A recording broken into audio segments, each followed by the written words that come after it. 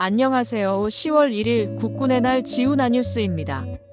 우리나라 각 언론사에서 보도한 헤드라인 뉴스를 요약해드리겠습니다. 건군 77주년 국군의 날 행사가 충남 계룡대에서 열렸다고 한국일보는 전했습니다. 올해 행사는 병력 장비 예산이 지난해보다 크게 줄어 간소하게 치러졌지만 K방산 무기와 첨단 전력이 열병식에 등장했습니다. 천무, 천궁2, LSAM, K9, K2 등 주요 무기와 자율로봇, 현무5 미사일 등이 공개됐습니다. 박정훈 해병대 수사단장이 보국 훈장을 받았고 B64 출신 최장식 소장이 제병지휘관을 맡은 점도 눈길을 끌었습니다. 연합뉴스는 국무총리실 산하 추진단이 출범해 윤창열 국무조정실장이 단장을 맡고 관계부처 공무원 47명이 참여합니다. 추진단은 1년간 공소청, 중대범죄수사청 설치 법안과 형사소송법 개정안 마련, 180여 개 법률, 900여 개 하위 법령 정비, 조직 설계 예산 편성 등 준비를 담당합니다. 윤 단장은 검찰개혁의 대원칙을 안착시키고 국민 권익과 인권 보호에 힘쓰겠다고 밝혔습니다. 한국경제TV는 새 정부의 배드뱅크 새도약 기금이 이달부터 가동돼 7년 이상 5천만 원 이하 장기 연체 채권 16조 4천억 원을 소각하거나 채무 조정에 약 113만 명이 혜택을 받을 전망입니다. 채권은 금융회사가 일괄 매입하며 채무자의 상환 능력에 따라 완전 소각 또는 최대 80% 감면이 적용됩니다. 7년 미만 연체자 등 기금 대상에 포함되지 않은 경우에는 3년 한시 특별 프로그램으로 유사한 채무 조정을 지원합니다. 정부는 이를 통해 상환 능력을 상실한 채무자의 재기를 돕고 사회적 연대를 강화하겠다고 밝혔습니다. 문화일보는 더불어민주당이 강성 지지층, 개딸에 끌려간다는 우려가 당내에서 커지고 있습니다. 초선 의원들은 민생 전환 주장조차 자기 검열로 막히고 중진들도 비판하면 내부 총질 공격과 문자 폭탄에 시달린다고 전했습니다. 강성 지지층 요구에 호응할수록 후원금이 늘어 이를 거부하기 어렵다는 현실도 지적됐습니다. 일부 의원들은 연말쯤 강경 일변도에 대한 공개 비판이 나올 수 있다고 전망했습니다. 뉴스타파는 명태균 게이트 재판장인 김인택 부장판사가 면세점 팀장과 2차례 해외여행을 함께 다녀온 사실이 확인됐습니다. 김 부장판사는 여권 사진을 제공해 특혜 할인 명품을 수수한 의혹에 이어 법인카드 결제 정황까지 드러났습니다. 여행 시점은 면세점 팀장의 밀수 사건 재판과 맞물려 이해 충돌 논란도 커지고 있습니다. 경비정사는 현금으로 이루어졌다는 진술이 있어 객관적 입증이 어렵고 청탁금지법 위반 여부를 둘러싼 검찰 수사가 불가피하다는 지적이 나오고 있습니다. MBN은 대통령실은 김현지 제1부속실장의 국회 운영위 국정감사 출석 여부와 관련해 국회가 결정하면 100% 따르겠다는 입장을 재확인했습니다. 부속실장의 출석 전례가 없어 회피 논란이 일었지만 대통령실은 인사 과정과 무관하다고 선을 그었습니다. 김 실장은 총무비서관에서 제1부속실장으로 이동했으며 정치권에서는 출석 가능성을 두고 전망이 엇갈리고 있습니다. 윤석열 전 대통령이 수감 당시 교도관 7명을 동원해 24시간 심부름 등 특혜를 받았다는 폭로가 나왔다고 KBC 뉴스는 전했습니다. 현직 교도관이 온라인 게시판에 글을 올리며 외부 미용사 출입, 주말 변호인 접견 등 특혜 의혹을 제기했고 특히 52일간 전담 교도관 근무일지가 작성되지 않은 사실이 확인됐습니다. 법무부는 관련 의혹 전반에 대해 감찰에 착수했으며 국정감사에서도 논란이 이어질 전망입니다.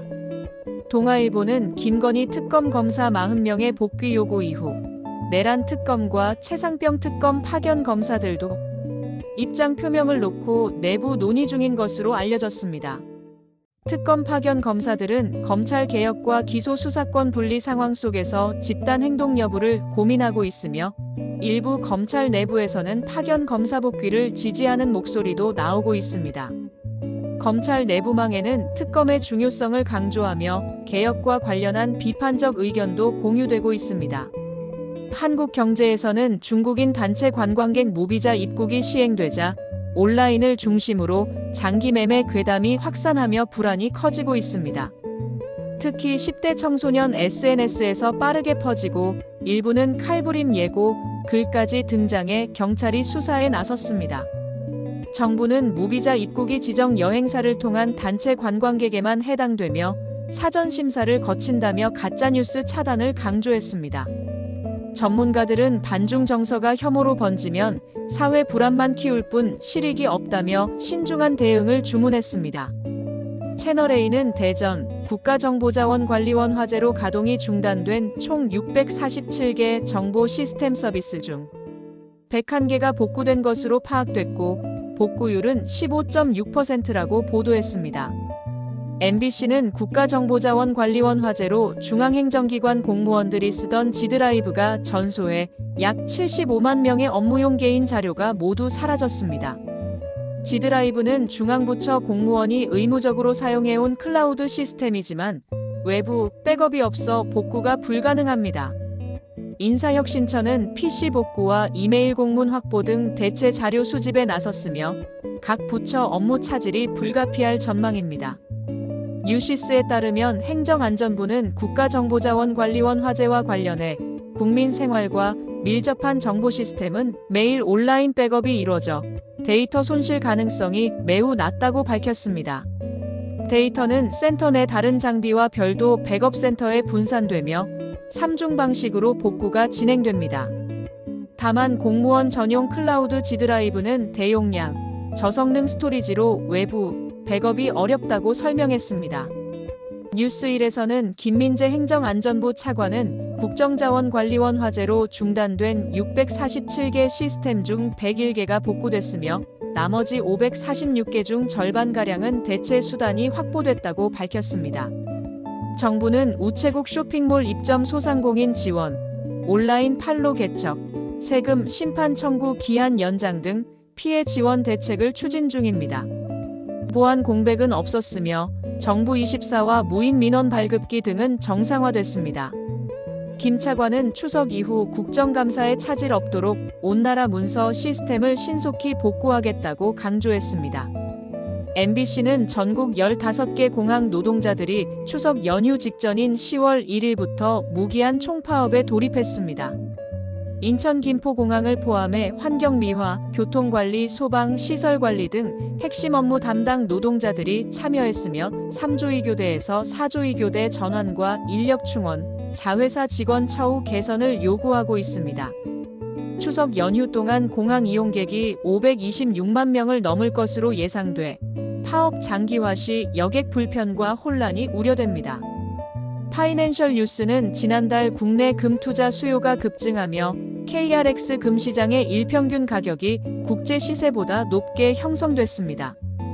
1kg 금 현물의 그램당 평균가는 16만 9,227원으로 국제 시세 16만 3,726원을 웃돌았고 거래량도 일평균 821kg으로 연중 평균의 2배를 넘어섰습니다. 거래소는 안전자산 선호가 수요로 이어졌다고 분석하면서 명절 연휴 중 가격 변동성과 시세 괴리에 투자자 주의를 당부했습니다. 더스쿠프는 한경협 분석에 따르면 2014년에서 2024년 20대 청년층 실질소득 증가율은 연 1.9%로 전 세대 중 가장 낮았습니다. 2019년 이후 증가율은 연 1.1%로 절반 이하로 줄었는데 이는 비정규직 확대 등 고용의 질 악화와 체감물가 급등이 주요 원인으로 꼽혔습니다. 특히 외식비 등 음식 숙박 물가 상승이 체감물가를 끌어올려 소득 개선 효과를 상쇄했습니다. 보고서는 청년층 소득 개선을 위해 노동시장 질적 재고와 외식물가 안정화 정책이 필요하다고 강조했습니다. TV조선은 미국 연방정부가 도널드 트럼프 대통령 재임 2기 초부터 일부 기능이 일시 정지되는 셧다운 사태를 맞았다고 합니다. 극단적 정치 갈등과 양당의 강경 대립이 배경으로 민주당은 ACA 보조금 지급 연장과 메디케어 예산 복구 문제를 이유로 예산안에 동의하지 않았고 공화당은 불필요한 재원 낭비와 불법 이민자 지원 반대를 주장했습니다.